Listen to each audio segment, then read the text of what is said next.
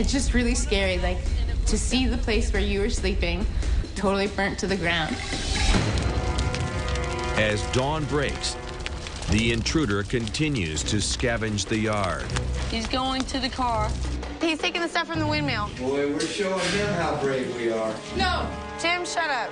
Okay, I think 2 of us should go out there myself. I agree. But what if there's more people, you guys? And we'd be playing the second attack that we went through. I say meet force with force. If you guys want to sit in here and kill us all, that's fine.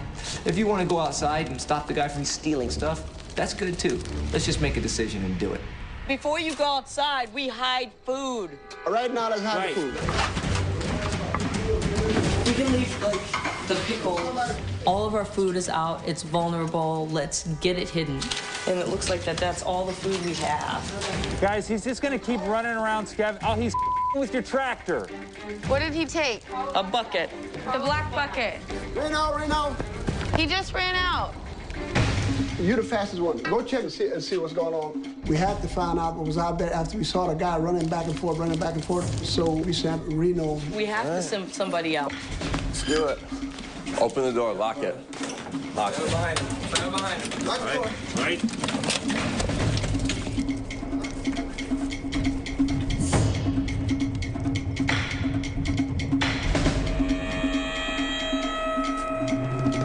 Just sending Reno. Just sending Ready Reno. to go. Wait, we cannot compromise opening the front door. They want to get in the house. That's why they burned that house and not this house.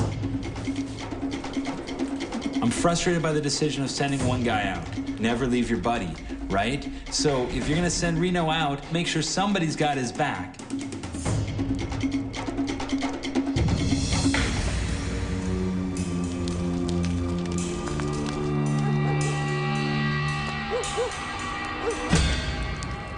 I think we're good, guys.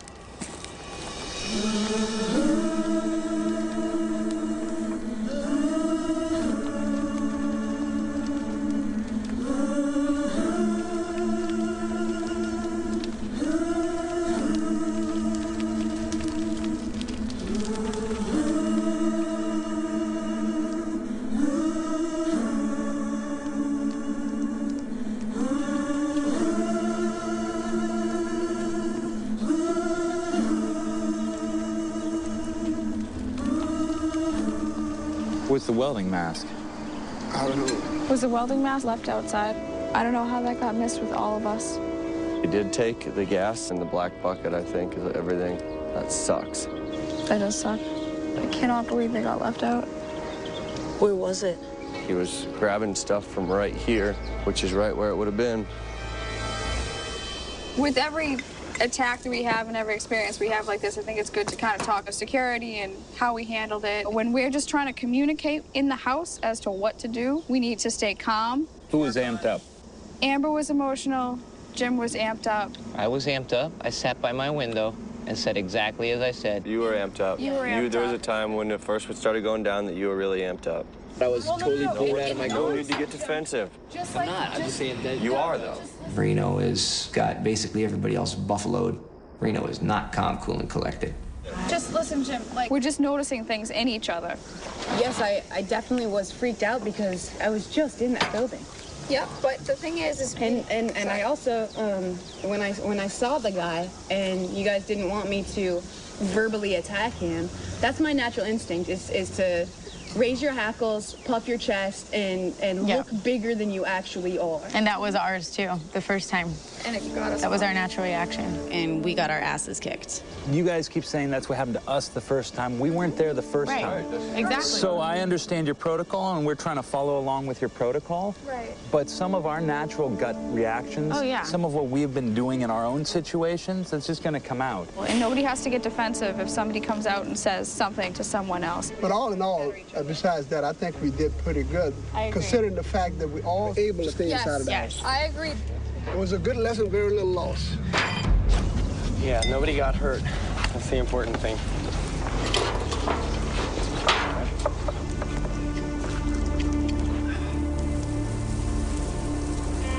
I'm really feeling deflated today.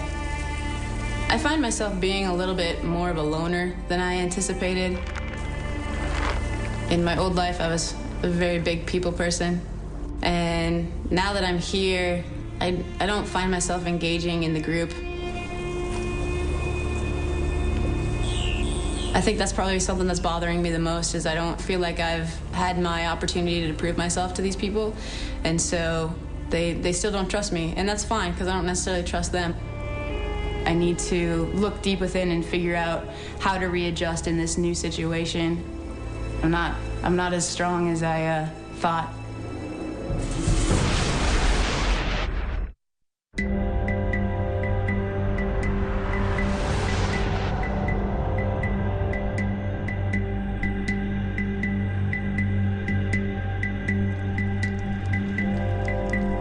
After the fire, I knew what I had to do.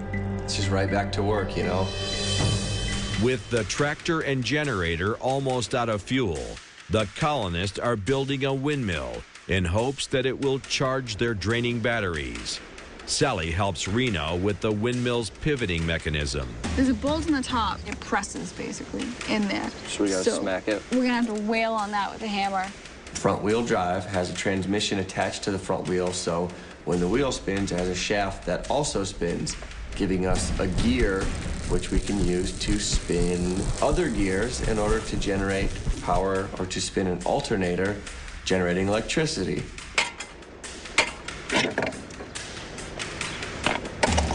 The second wheel is from the rear wheel of a front-wheel drive car that is free spinning, which will give us a pivot motion. So when the wind blows, the windmill will spin in the direction needed in order to generate as many revolutions per minute as possible, giving us our final source of energy. Figure out how to weld the sprocket. I mean, we could even use the whole end of this.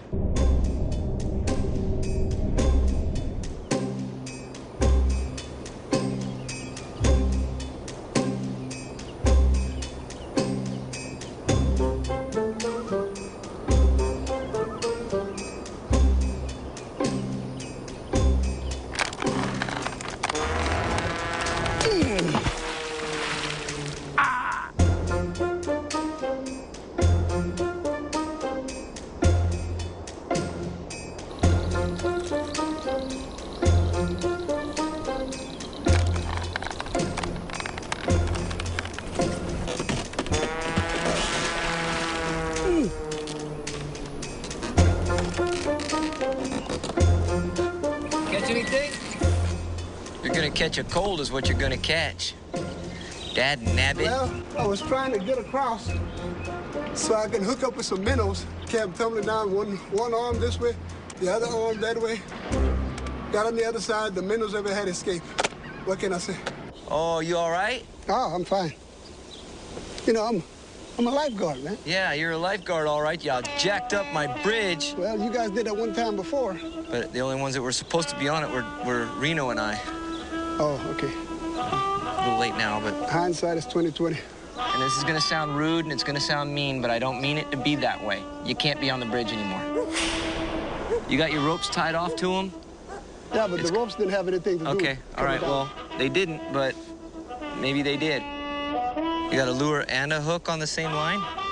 Yeah, let's not talk about that. Let's talk about the bridge, man. Okay. I'm doing my best, brother. I hear you. Look at all the flies. If there's flies all over it, that's usually a bad sign. When there's maggots all over it, that's usually a bad sign, too.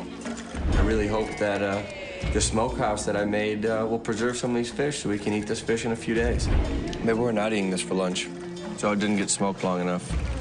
Well, trial and error. At least we didn't put all of it in there. Yeah. Oh, it smells horrible. That sucks.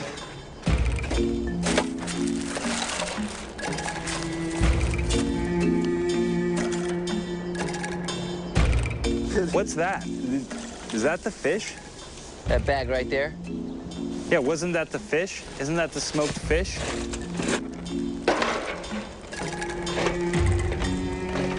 Whoa, man. This is like walking on the sun, brother.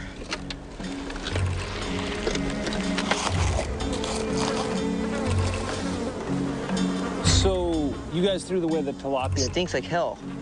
Well, and so if the meat was a little rotten with maggots, I mean, you can also eat the maggots.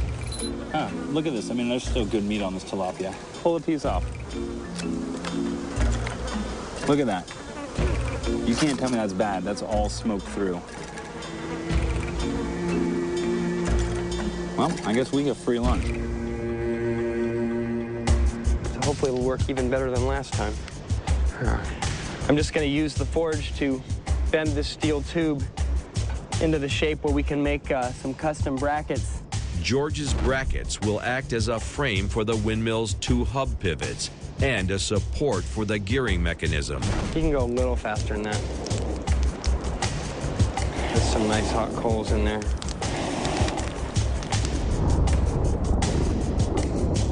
Okay, you can stop.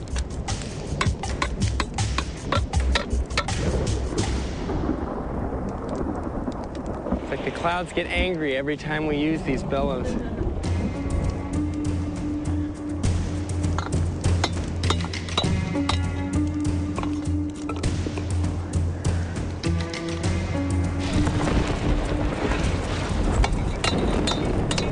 Yeah, I think we're done. Wow. Yeah, definitely going inside.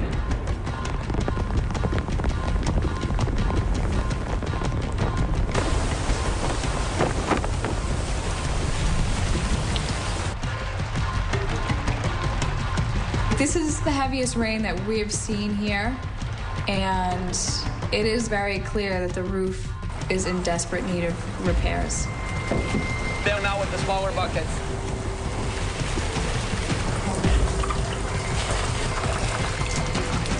It's rain in my house, it rain on my bed, it rain everywhere. Can we just get a new leak?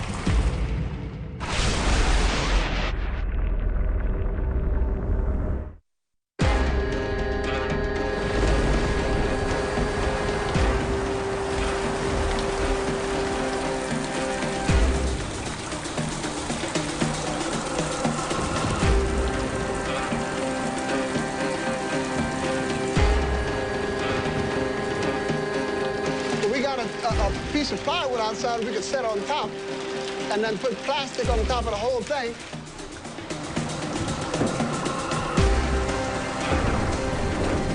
More rain coming.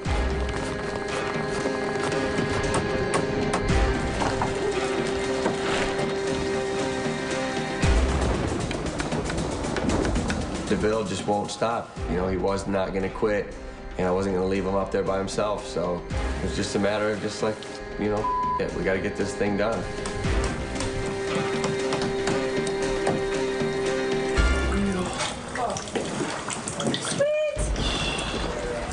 But the rain keeps coming in.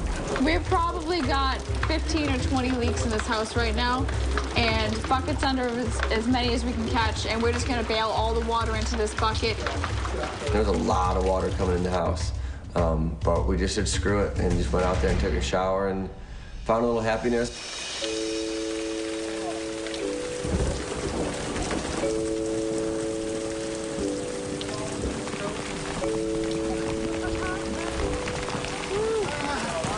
That water just flowing on me, and I am able to take the soap and wash myself all over it. I guess I compare it to like when I was a little kid, just came out of the cotton fields, and I was able to be out in the rain, playing and let the rain flow all over me.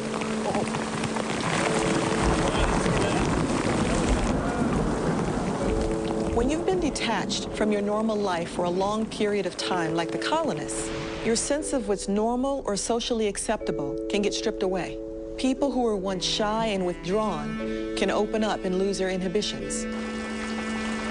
The biggest blessing of today was really the rainstorm. To have all of us together out in the rain and actually having fun was amazing. It was like being in a whole different group. There were no politics, no grudges, nothing. It was just a bunch of people having a blast in the rain.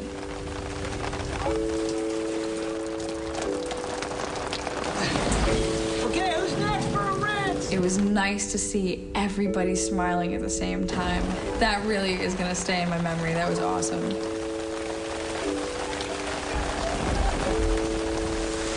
This This is the first actual long shower I've had in about 3 or 4 weeks.